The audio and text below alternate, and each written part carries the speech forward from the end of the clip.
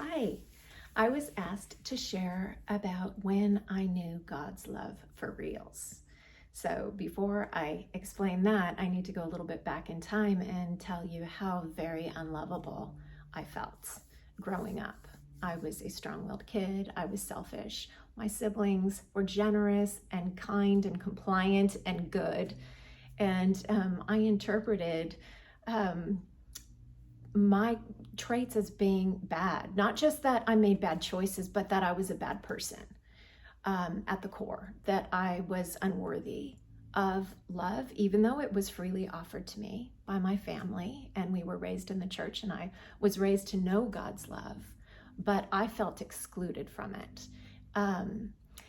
And because we live out of what we believe rather than who we truly are, this belief that I was unworthy and unlovable led me down a really horrific path full of rebellion and self-destruction, and it nearly cost me my life.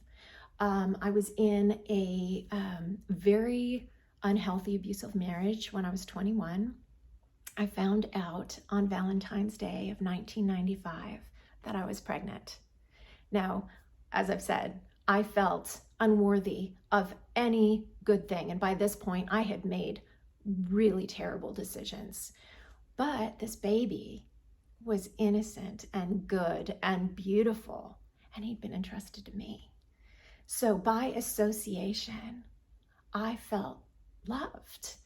And I was living on the small island of Lanai in Hawaii at the time, and I walked around that island every day thanking God for including me in his love. But what I had thought about what that would mean was a little bit like Fiona in the movie Shrek. She was under a curse, so she was a princess by day and an ogre by night, something she hid. The curse was to be broken by true love.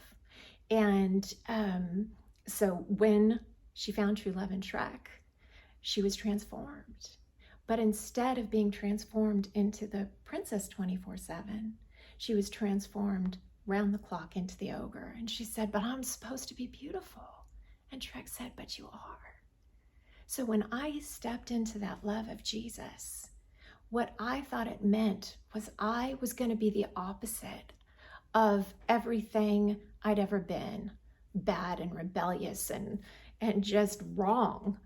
And I was going to be good and lovely and beautiful, and just kind of the things I was trying to put out there, not all that hidden stuff.